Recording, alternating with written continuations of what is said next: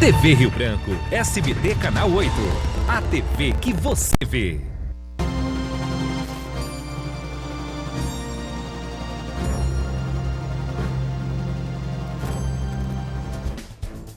Olá, amigos da TV Rio Branco. Hoje é terça-feira, né? Terça-feira, 15 de setembro de 2020. Estamos começando mais uma edição do URB Notícias, sempre ao vivo aqui pelo canal 8.1 SBT, Sistema Brasileiro de Televisão. Abraçando carinhosamente a você que nos prestigia na nossa capital, Rio Branco, e também você do interior, você de Bujari, de Quinari, de Porto Acre, de Capixaba, parte de Sena Madureira, Acrelândia, onde o nosso sinal chega diretamente pelo canal 8.1. Nas demais cidades acreanas, você nos prestigia pela NET, HDTV, canal 15, ou pela internet, por meio do portal riobranco.net. Aliás, toda a programação da TV Rio Branco está à sua disposição no riobranco.net, além das notícias atualizadas minuto a minuto, para você ficar bem informado sobre o que acontece no Acre, no Brasil e no mundo. Começa o programa de hoje, vou fazer 2 blocos com ele, com o Dr. Marcos Polo. É advogado, palestrante, presidente da Associação Nacional do Movimento Pro Arma. Ele integra também outras instituições aqui, é um palestrante, esteve aqui, chegou aqui ainda na semana passada, teve agenda na sexta, no sábado, no domingo. Ontem visitou várias autoridades, entre as quais o presidente da OAB, o presidente do Tribunal de Justiça, doutor Francisco de Djalma, enfim. Veio e deu conta do recado aqui no Acre. Seja bem-vindo, doutor. Bom dia, prazer recebê-lo aqui no programa. Muito bom dia, eu agradeço muito toda a receptividade do povo do Acre. Bom dia, telespectador de TV Rio Branco. É uma grande satisfação poder estar aqui. Realmente o Acre tem se mostrado na vanguarda quando a questão é referente à arma de fogo, todas as instituições funcionando perfeitamente. Isso é muito bom, nos surpreendeu positivamente e, claro, é muito interessante, muito satisfatório poder fazer novos amigos, conhecer as pessoas daqui. Vocês estão de parabéns, um estado muito acolhedor, as pessoas muito acolhedoras, e realmente é impressionante como as coisas funcionam bem aqui. Vocês estão de parabéns. Muito obrigado aí pelas boas referências. Seja bem-vindo também. Obrigado, muito obrigado. É a primeira vez, né? Primeira vez no Acre. Legal. Primeira vez não. A primeira de uma série? A primeira de uma série. A gente espera ano que vem voltar novamente. A gente está estruturando a nossa base aqui do ProArmas. Nós temos o Moraes aqui, que é nosso representante do ProArmas aqui no Acre, e tem toda a nossa equipe aqui já formada, e esperamos que ano que vem essa equipe esteja maior, para que a gente possa vir cada vez mais fortalecendo essa bandeira, que é do direito do cidadão poder se defender, poder praticar o esporte, claro, com a sua arma de fogo. O doutor Marcos Polo é natural de Dourados, Mato Grosso do Sul, morou em Cuiabá, em Campo Grande, também em Brasília. Ele fica mais nessas 2 cidades aí, que é Brasília, a nossa capital, então de lá o senhor usa como base para ir para os outros estados, né? Exatamente. Agora, por exemplo, o senhor veio de Rondônia. Exatamente. Fez uma agenda em Rondônia, aqui em Rio Branco, e agora vai para Manaus. Agora eu vou para Manaus, de lá vou para Roraima, de lá Paraná, Santa Catarina e aí para o Nordeste. Vamos falar um pouco da Associação Pro Arma, vamos explicar o que é. De que forma ela vem atuando. Bom, o ProArmas é uma associação civil sem fins lucrativos que tem por objetivo resgatar no brasileiro a cultura armamentista, porque de origem nós temos esse vigor, essa bravura assim, de saber se defender, de poder se defender. Até na época que eu era mais novo, meus pais tinham arma, o pessoal tinha arma. Aqui no Acre mesmo, tive relatos do pessoal mais antigo aqui, que todo mundo andava armado e era uma tranquilidade. Você não corria o risco de ser assaltado, ninguém saía se matando na rua, igual o pessoal fala. Muito ao contrário, você podia defender sua casa, sua vida, a vida dos seus familiares, o seu patrimônio. Então, o ProArmas quer resgatar isso aí. Nós atuamos em 3 frentes distintas, é um movimento nacional. A primeira é a produção de conteúdo, de cultura, para desmistificar o mundo do tiro, do acesso às armas, explicar para as pessoas os direitos que ela tem, quais são as exigências legais, o que já é abuso, o que não pode ser feito. Além disso, tentar desconstruir as mentiras que colocam em relação à arma de fogo, que aumenta a criminalidade, quando na verdade os crimes estão relacionados às armas ilícitas. Paralelo a isso, nós também temos uma atuação jurisdicional, Nós ajuizamos ações coletivas, ações pontuais em relação a abusos perpetrados por algumas autoridades que, mais uma vez, fazem essas exigências ilegais. A partir do ano que vem, a gente vai começar a entrar com uma série de ações civis públicas, algumas ADIs que já estão sendo preparadas em relação a algumas legislações que contrariam o ordenamento jurídico brasileiro. E o terceiro ponto de atuação do ProArmas é o ativismo político, né? A gente trabalha para aprimorar a legislação de controle de armas no Brasil. Então, conversamos com o Executivo, conversamos com o Legislativo, tanto os deputados quanto os senadores, oferecemos pareceres e explicamos como é que funciona a questão, principalmente com o direito comparado, as experiências de controle mais rigoroso nos outros países. E ao contrário do que boa parte dos desarmamentistas apregoam, que o Brasil não tem um controle efetivo de armas, a nossa legislação é ainda mais rígida do que os padrões recomendados pela ONU, que é o órgão mais desarmamentista do mundo. Então, a gente observa os critérios de uma instituição completamente restritiva e ainda colocamos ainda mais restrições. Então, qualquer coisa nesse sentido é uma grande mentira. O que acontece? O fato é, não tem como você aumentar a restrição às armas e esperar que isso impacte na redução de crime, porque o bandido não obedece lei.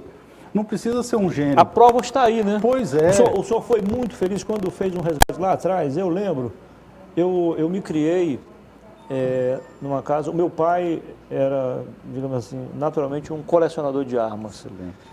Ele tinha 12, 16, 20, 24, 28, 32. E tinha um 3/8 também, um rifle importado. Engraçado o seguinte, por incrível que pareça, para quem não conhece a arma, quanto menor o calibre, maior a potência, né, de espingarda. A espingarda é o espingarda contrário. 12, por exemplo, ela arrebenta qualquer coisa. Ela faz Já estrago. a 32 não, é diferente. Exatamente. Mas assim, e meu pai nunca atirou em ninguém. Mas já teve que apontar a arma para evitar confusão e evitar morte, inclusive. Pois é. Evitar Esse é o morte. emprego correto da arma de fogo, é um equipamento de segurança. A arma na mão de uma pessoa de bem é a única coisa que pode evitar que uma agressão injusta de alguém que tenha mais força ou esteja armado possa acontecer.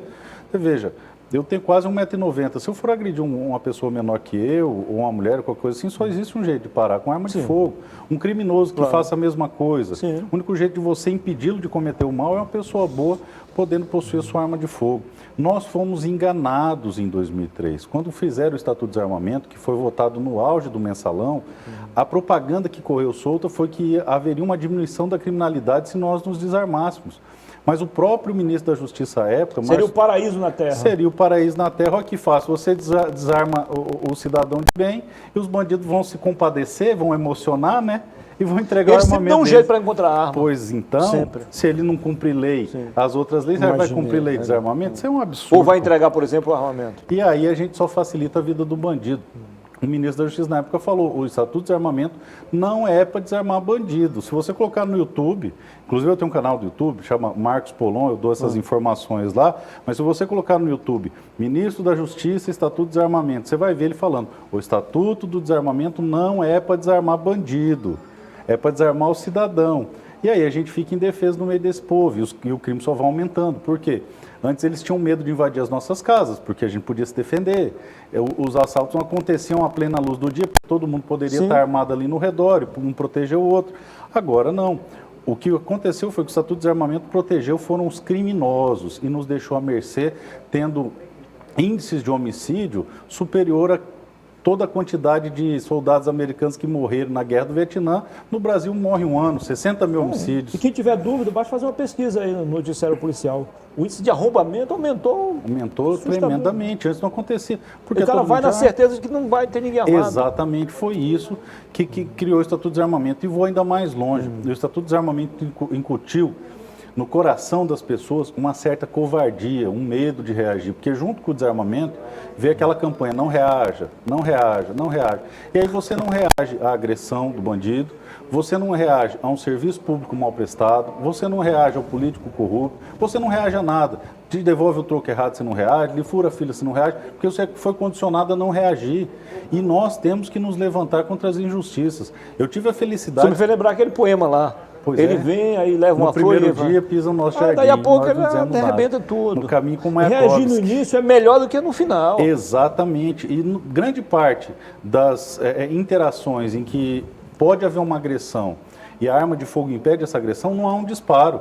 Só o fato do vagabundo, do criminoso, saber que você está armado, já o intimida a continuar a agressão. Eu acho um tremendo absurdo quando eu vejo autoridades policiais dizendo assim, não reaja, não faça. Olha, se você tiver segurança, reaja, amigo. Prepare-se. Eu não uso arma, não pretendo usar. Agora, eu defendo o direito de quem quer usar. Pois isso mesmo. Eu não uso porque, honestamente, eu tenho medo. Então, mas eu acho que a gente tem que perder o medo disso. Sim, tudo depende da questão de aptidão técnica, de preparação. Você ou pelo menos para ter em casa. Sim, pelo menos. E treine, e consiga treinar, saber executar. Porque eu também não souber usar é pior, né? Exatamente. Por exemplo, eu digo para o efeito pode ser contrário. Eu tenho medo de pilotar avião. Aí você fala, mas quantas vezes você já pilotou avião? Nenhuma. Agora, se a gente aprende, consegue ter intimidade, aquilo lá, proficiência técnica, é importante para a gente defender aquilo que a gente tem mais precioso. Nos países mais avançados, a polícia não consegue chegar na hora do evento. Então, a primeira linha de defesa para proteger a sua vida, a vida da sua família, do seu patrimônio, é você mesmo. Exatamente. E desmentindo o relacionamento que fizeram entre o desarmamento e a diminuição de crimes, está ocorrendo no Brasil justo o oposto. Nós estamos observando números recordes de aquisição de arma. Aqui no Acre aumentou 300%. O Acre é considerado o estado proporcionalmente mais armado do país. Rondônia aumentou 800%. No Brasil todo está aumentando. E os índices de homicídio do ano passado caíram a ponto de representar uma queda tão significativa que não se observava desde 1999. Muita gente que está assistindo aqui sequer tinha nascido naquela época. Então isso desmente completamente aquela narrativa de que quanto mais armas nas mãos de pessoas boas, mais crimes ocorrerão. E isso tudo, mesmo assim, somado a esses assassinatos de briga de facção. Mas se não fosse isso, né? Pois é. A queda seria ainda maior. Vertiginosa. E nós tivemos um diferencial nos últimos meses, que alguns tribunais pelo Brasil soltaram um monte de criminoso perigoso, com a desculpa de que é por causa do vírus e tal, não sei o quê. E aí o cidadão de bem que está na rua fica à mercê de toda essa criminalidade, sequer sem poder ter acesso à legítima defesa. Agora, há um contraponto aí, doutor, que você falou que a ONU, até pela própria natureza, é desarmamentista, e tem um país que tem influência muito grande sobre a ONU, que defende o armamento. Sim. Que é os Estados Unidos. Veja se a ONU consegue desarmar os americanos. Ali não. A questão é a seguinte, os Estados Unidos são um país forjado. Aliás, eles incentivam, inclusive, financeiramente, para a aquisição de armas. Os Estados Unidos são um país forjado na luta pela liberdade. Eu costumo falar que quando nós tratamos do acesso às armas de fogo, não é sobre armas que nós falamos sobre liberdade. Porque a liberdade de escolha de poder ter acesso a uma arma é aquilo que vai dar ao cidadão a escolha de saber se ele vai se defender ou não. E essa escolha é uma escolha que tem que ser só dele. O Estado não pode se meter isso aí. E mais do que isso, o acesso às armas, ele implica em reduzir ataques externos e internos, seja de invasores ou de tiranos. Uma população armada jamais vai permitir que se instaure uma ditadura. Tanto que todos os déspotas, Hitler, o Maduro, todos os ditadores, toda a ditadura foi precedida de uma campanha de desarmamento. Desarmaram a população, depois dominaram a população. Os Estados Unidos, como você bem citou, é um país que tem na sua Constituição uma segunda emenda que assegura o direito de acesso às armas, porque a independência dos Estados Unidos foi forjada em cima do direito de acesso às armas. A Inglaterra aumentou a tributação sobre as colônias, os colonos não se submeteram e aí a Inglaterra determinou que eles entregassem as armas. Falou, bom, então venham pegar, que nós não vamos entregar. E por isso eles sabem a força que tem, a importância que tem você lutar pela liberdade e mais, ter ferramentas eficazes para essa luta. Eu fui surpreendido muito positivamente quando vim aqui ao Acre, confesso que eu não conhecia profundamente a história de vocês, mas o Acre é um estado de guerreiros, um estado aguerrido. Pegamos nas armas. O território foi conquistado, a liberdade do acreano aqui foi conquistada a bala. E isso é um valor que não se pode se perder, esse brio, essa coragem de lutar. E tem mais, não era uma guerra do exército brasileiro contra o exército boliviano, não. Era uma guerra entre o exército acreano, leia-se, de nordestinos, comandado por um gaúcho. Pois é. Com armas, precárias condições, mas fomos lá, fomos à luta. Uma munição que não pode faltar é coragem, isso aqui tem de sobra. Sim, é verdade. Agora, discutir, me fale das três principais propostas da associação? O senhor me falou em off. Bom, como nós atuamos nesses 3 segmentos, né, seja de produção de cultura, a judicialização e a melhoria da legislação de controle de armas, nós pretendemos fazer com que o Estado resgate, o brasileiro resgate esses valores. Resgate a importância de saber que nós devemos ser uma nação livre, lutar pela liberdade, poder ter acesso a mecanismos eficientes de promover a legítima defesa e desburocratizar os meios para que isso aconteça. Porque o criminoso, você sabe muito bem, ele vai em qualquer canto ali, ele compra uma arma barata, a gente se submete a um procedimento rigoroso. Qualquer coisa. Exatamente, a gente se submete a um procedimento rigoroso, passa por vários testes, tem que comprovar um monte de coisa, ocupação lista, residência fixa, exame psicológico, exame de proficiência técnica, comprovar que não responde a sequer nenhum inquérito em canto nenhum. Isso aí vagabundo não vai fazer e poderia se facilitar esse procedimento, deixar ele mais célere. Graças ao bom Deus, aqui vocês não têm problema. A Polícia Federal tem funcionado bem, o Exército, em relação aos atiradores esportivos, tem funcionado bem, porque no Brasil nós temos 2 sistemas, Sim. Um da Polícia Federal, outro no Exército, né? Para você comprar e ter em casa, outro para você ser atirador esportivo. O único problema grave hoje que a gente precisa combater urgentemente em relação ao porte de arma, a legislação não diz o que você tem que fazer. E aí você fica no escuro. Aí o policial federal, ele concede o porte se ele quer ou se ele não quer e acabou ali. Não existe um critério, como por exemplo, eu lhe disse o avião. Se eu quiser pilotar um avião, eu sei o que fazer. Eu tenho que fazer um curso, eu tenho que ingressar e tal, eu vou conseguir. O porte de arma não, você nunca sabe. Tem pessoas que passam por situações completamente complicadas ou tem uma profissão de risco. Vamos pegar, por exemplo, um vigilante. O vigilante o tempo todo está ali afugentando o bandido. Só que na hora dele ir para a casa dele, ele não pode portar arma de fogo. Ele não tem esse direito. Ele fica exposto, vulnerável. Fica exposto e ele pode ser um alvo fácil. Sim. É um absurdo isso aí. Então, é urgente que, em pleno 2020, que se estabeleça no Estado Democrático de Direito critérios objetivos para a obtenção do porte de arma. A gente luta por isso também. Rapidinho para encerrar esse bloco, o senhor me fala também sobre a questão dos ex-policiais. Sim. Infelizmente, é uma das classes mais desamparadas. O policial hoje é um herói no Brasil, é a ponta de lança que defende o pouco de ordem que nós temos social, que defende a gente da criminalidade. E quando eles dão baixa, acabam ficando muito mais expostos, muito mais vulneráveis do que o pessoal que está na ativa. Afinal de contas, muitos não têm acesso ao armamento, muitos não conseguem obter o porte de arma.